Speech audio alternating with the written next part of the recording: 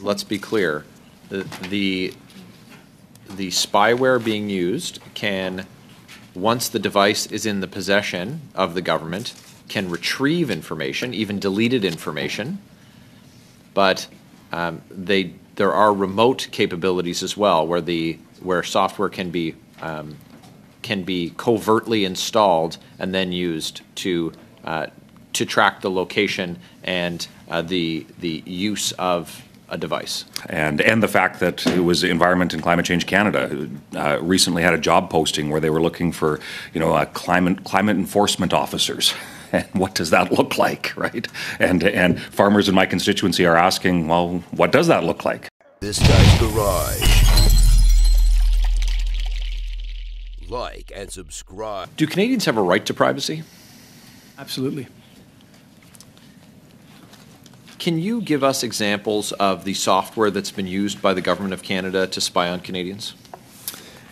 As I've described, these types of digital forensic tools are able to retrieve information from device, from computers, to see information that may have been deleted or not deleted. So they are able of obtaining information, including personal information, which is why in situations where they're used and directed towards individuals, whether it's employees or in other circumstances affecting their privacy, a privacy impact assessment should be done. Okay. So can the software that the government is using unlock a locked smartphone? In certain instances, my understanding is that they could. Can it access password-protected laptops and iPads? Again, my understanding is that it can, and these questions should be asked of the institutions as well. The personal information that could be accessed, can you give us an idea of what the range of that personal information would include? Well, personal information could be the data that's contained on this information, the files that are on that device, other types of use, whether something was deleted or not deleted, and so whether a website was accessed. And so these are tools that have important capabilities, and which is why in situations where they're being used to target individuals or to investigate individuals, this is the type where we would expect to see privacy impact assessments being conducted so that these things can be assessed and mitigated. Photos, text messages, direct messages, search history, all accessible using these tools. Our understanding is that they could be, absolutely. Can the tools that are being employed by the government track the movement of Canadians? Track the movement of Canadians? Their physical location in real time, or their location, their physical history?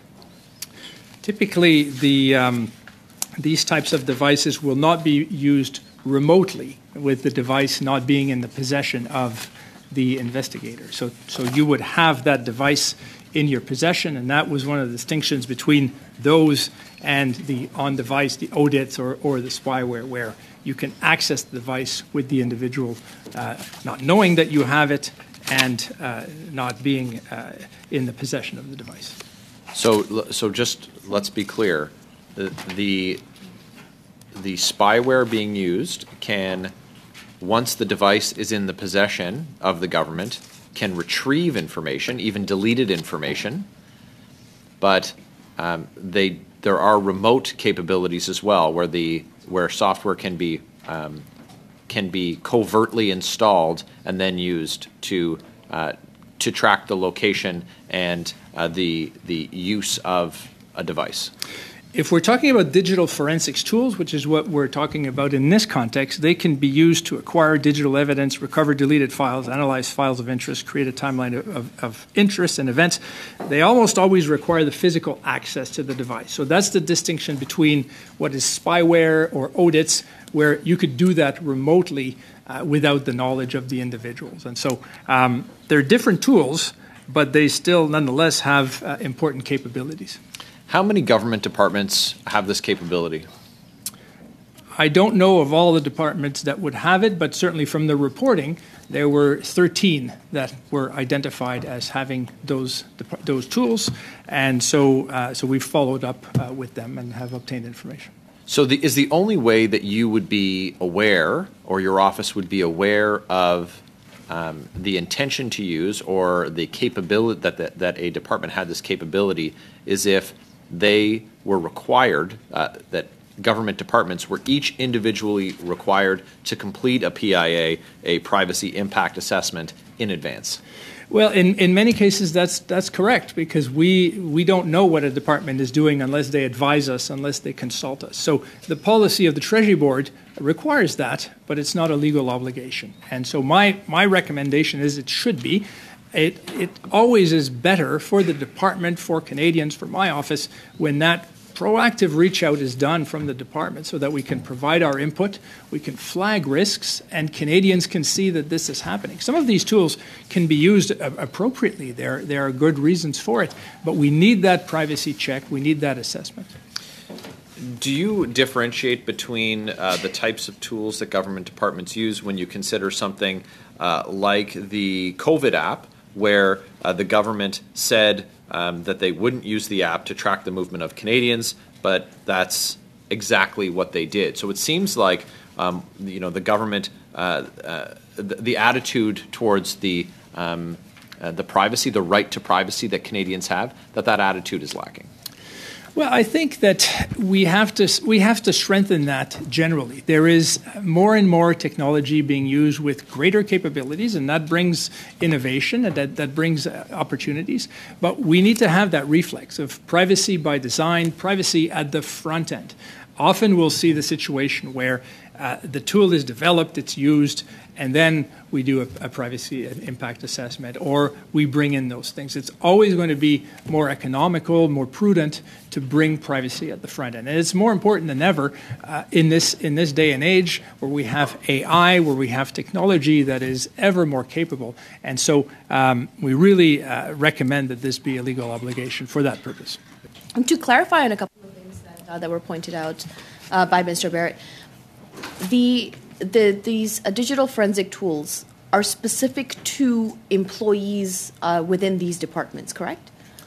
In the cases where they're used for administrative investigation, these are not the only purposes. Some departments would use them for other types of investigations, but certainly if we're talking about administrative investigations, that would be the employees of the department. So to be clear, is it all of Canadians and all of their devices that these departments are investigating or keeping an eye on, or are we talking specifically about government devices provided to government employees as they're conducting their work within our government?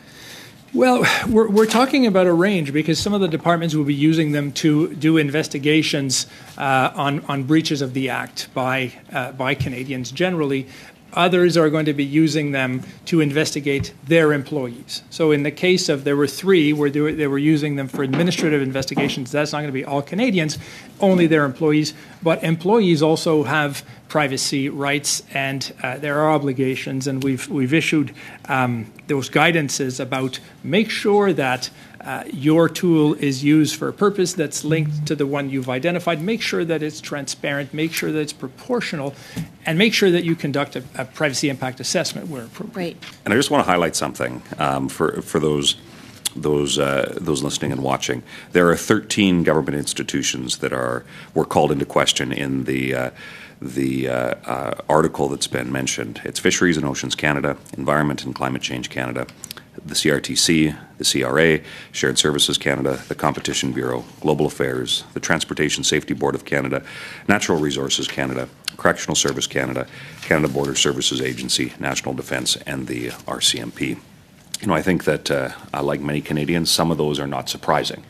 I think it's disappointing that they did not conduct PIAs as was referenced, but the question around trust is certainly highlighted here.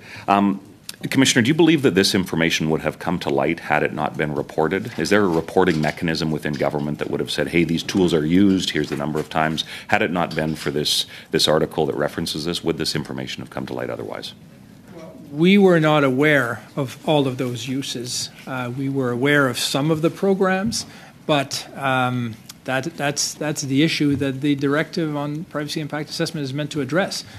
We should be advised, my office should be advised before these new tools, these new activities are deployed. So just to clarify, when I'm hopeful that we'll have a minister sitting in the chair that you're in at some point, does your office have the resources to ensure that there's timely responses to PIA's questions that would be asked for any department, these 13? And I'm quite frankly concerned that there may be more than this. You know, if we have 13 departments, and they work with a lot of other departments, and on the story goes. But are you confident that your office would be able to respond and give advice as needed to whether it's these 13 or other departments that may be utilizing tools like this? Well, generally, I have asked for more resources from Parliament for my office, generally, including for our promotion activities. We do have a government advisory team that is on standby to provide advice to departments, and we prioritize what we get based on the importance and impact. And we will continue to monitor that, and maybe making more requests for additional resources. But certainly, the key thing is we need to know about those matters. We need to be advised by the departments prior to these things happening. It's also part of the policy directive of the Treasury Board. So that's what I'd like to see more often, more proactive reach out from those departments and say, we're considering this. Do we need a PIA? Here's the information so that we don't find out about it in the media. The media reporting very important in this case, but ideally this would be something that we would have known in advance.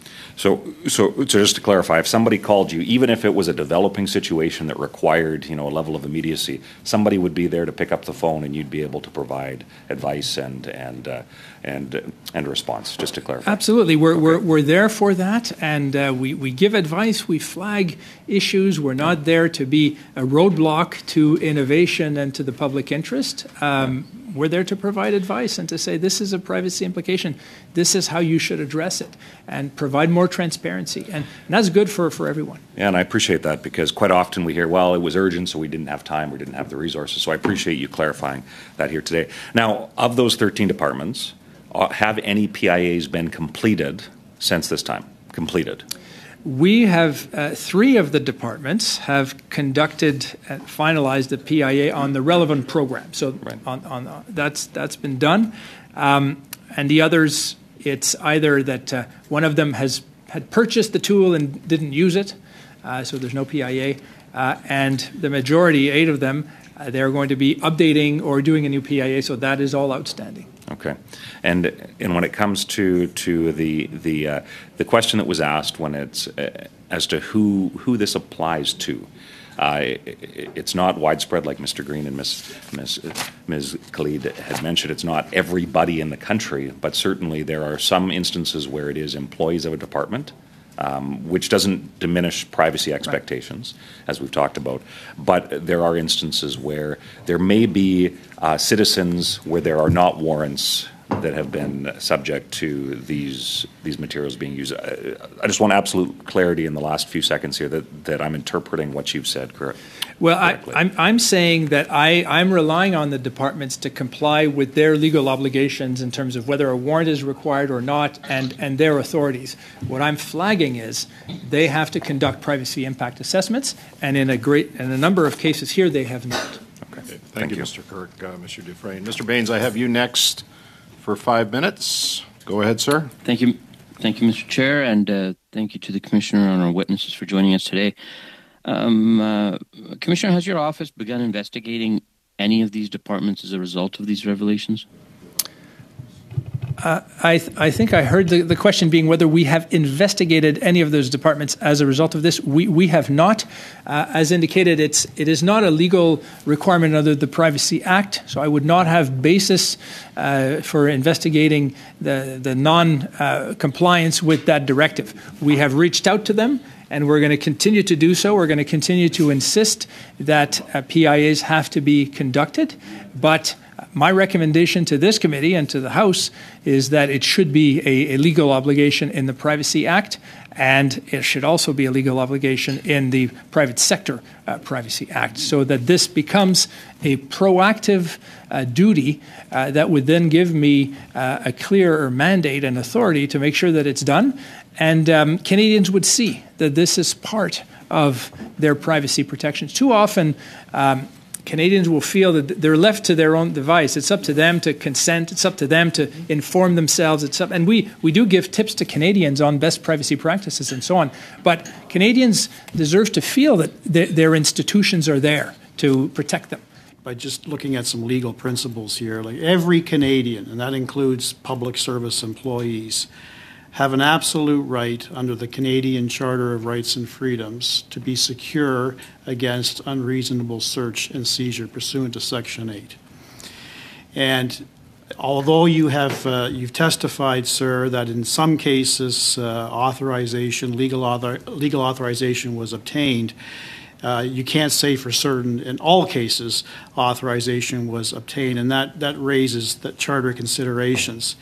And a breach of a Section 8 right is a serious violation that quite often, hearkening back to my years as a Crown prosecutor, was not met with success. There are strict consequences for the privacy rights of Canadians as upheld by courts across this country. So when I take a look, and the backdrop was important for me to frame this question, when I take a look at the 13 institutions that were identified, and there's no guarantee that these are the only 13 institutions that have been using this technology. Is that a fair assessment, sir? That's fair. Yes, because these are the institutions that were identified by the CBC reporter, correct? So when I take a look at this list, I might give some consideration to Fisheries and Oceans Canada, perhaps the Competition Bureau, but I take a look at Canada Revenue Agency, Global Affairs, Corrections Services, Canada Border Services Agency, National Defence, and most importantly, the RCMP, who all have great legal teams working behind themselves, and in many cases it's the Department of Justice, who would certainly instruct not only management of those departments, but its employees about the protection of privacy rights. And to learn then, in many instances, judicial authorization was not authorized, that a PIA was not submitted for your consideration, and data was collected. That raises serious privacy concerns. You mentioned earlier, sir, I think it was in your opening statement, that in many cases, when this device was used on public sector employees, that it was with the consent with the device owner. But you can't say in all cases the extraction of data pursuant to this software already had the consent of the device holder. Is that fair to say, sir? That's fair. I don't know that for certain. Right, which again raises more privacy breaches. Now, the RCMP said after the fact that they submitted a PIA, I believe in December, correct? And some organizations said they submitted it perhaps earlier. But can you tell us whether or not you have consulted with these departments who have not submitted the PIAs and asked them specifically why they circumvented the Treasury Board directive in these circumstances? So we reached out to all 13 organizations, and as I indicated at the outset, 3 of them indicated that they have done a PIA on their program. The remaining ones have not, and we're going to be reaching out to all of them. We're going to continue that exchange to follow up and say, okay, we want to understand when this is going to be done, why it wasn't done, and make sure that it's done in the way that it needs to be done. Okay. But we don't have legal authority to compel that if there's no agreement. Right.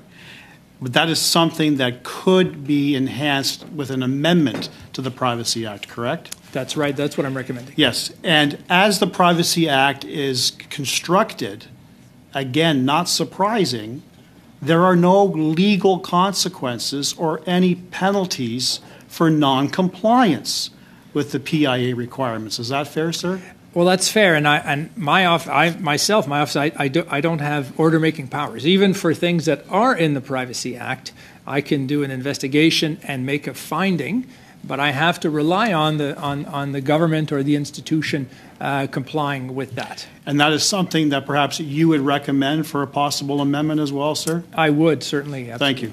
Can you explain to us the distinction between data or information that is stored on a device and information or data that is only accessible via the device in Canadian law?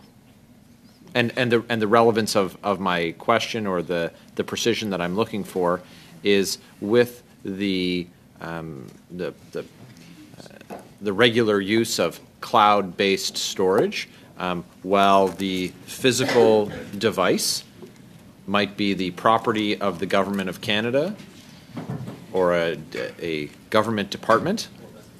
An individual who's logged into cloud-based storage of their information, the information isn't stored on the government's device, but is accessible via that device through the individual's personal login credentials. What's the difference in law?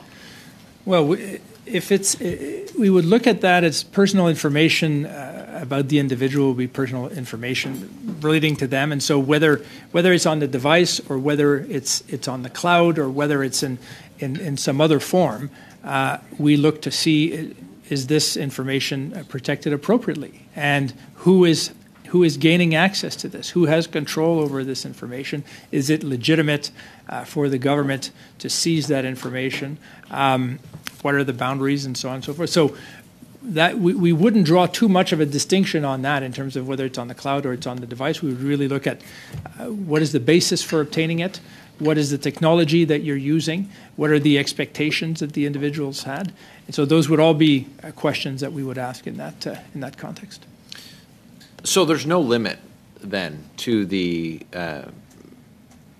reach of the government in using this technology in spying on Canadians. Cloud-based storage, Microsoft. Lots of folks use Microsoft to store their documents. Dropbox, Google, all cloud-based.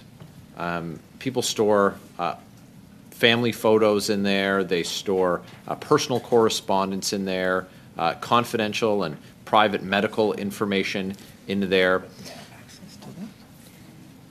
Would it ever be appropriate for the government to use the guise of, well, it's a government device, and you once logged into your cloud-based account using that device, therefore, we now have unfettered access to that? And is the only measure after the fact what they looked at, and, oh, well, we only took certain things? Once they viewed the information, the privacy of the employee has been violated. That Canadian's personal and private information has their privacy has been breached. Is it ever appropriate? Well, there's a principle of limiting collection, and we all, again, link to that necessity and proportionality. If you're the employer and you're going to be looking at data of the employee, it's all part of the transparency. Make sure the employee is aware this is your work device. You're using it for personal things. Is there mix? What are the expectations in terms of what the employer will have access to? What does the employer need to have access to those things? So it's all about making sure that the employer or any other organization doesn't get to collect and use more information than they need.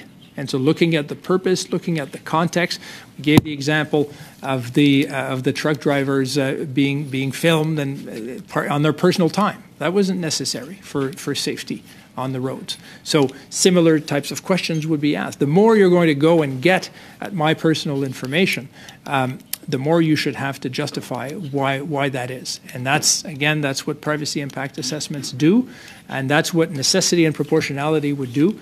And we live in a time where that technology, as you described, is more and more invasive, and sometimes there's a mix between the personal and the work life.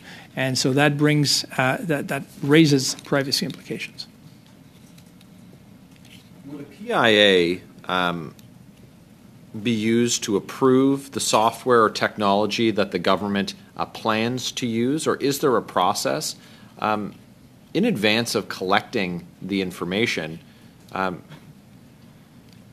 there not be a requirement for any government department to have the technology, that specific software, pre-approved? And this distinction about this is only it's just employees of the government of Canada. Well, they're a pretty big employer in this country, and their employees by and large are Canadians, and that's not to be glossed over. We seem to be playing catch up so often on privacy issues with government and government departments. Would your recommendation be that the software be approved even prior to procurement? Well, I'll read you 4.22 of the Policy on Privacy Protection from the Treasury Board, and it says, notifying the Privacy Commissioner of any planned initiatives, legislation, regulation, policies, programs that could relate to the Act or any of its provisions or that have an impact on the privacy of Canadians. This notification is to take place at a sufficiently early stage to permit the Commissioner to review and discuss the issue involved. So that same point, do it before, not after, so we can flag concerns. Thank you. When I saw that environment and climate change, and I represent an area with lots of farmers, and the fact that there's been highlighted concerns to me by farmers who will get correspondence from different levels of government that they don't know what certain demands are, what they mean, what's included in that. They're asked to agree to things that they don't necessarily have all the details of. So the fact that there are unanswered questions, I think, highlights how important it is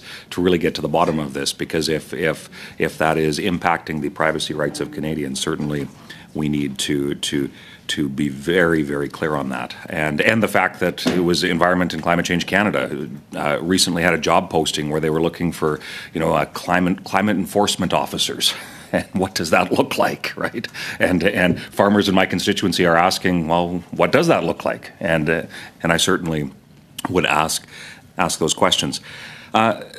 Commissioner, you've outlined some of the concerns, and I would, if I could, ask you to provide some specific examples of what needs to be changed in order for you to not only have the tools, but to ensure that the legislative framework is in place so that the questions that we have asked and all parties have asked, that those questions can in fact be answered that are not currently able to be answered because of gaps or where legislative frameworks don't go or regulatory frameworks don't go far enough in Canada. Could you outline some of those things?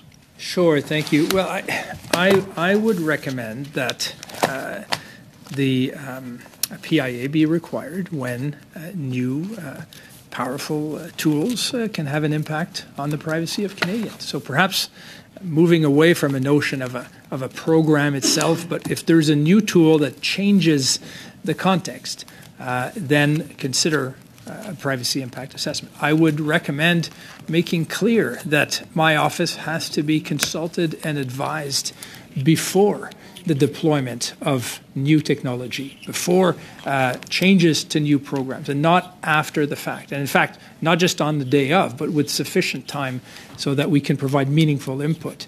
I would recommend that the Privacy Act be modernized to include necessity and proportionality, so that this element and this discipline of saying, well, the goal may be important, but are we limiting the information that we're gathering to the minimum required? So those would be highlights. I echo the recommendation of the committee in terms of privacy by design. Also, of course, having order-making power for my office is something that is important and should be included in new law as well.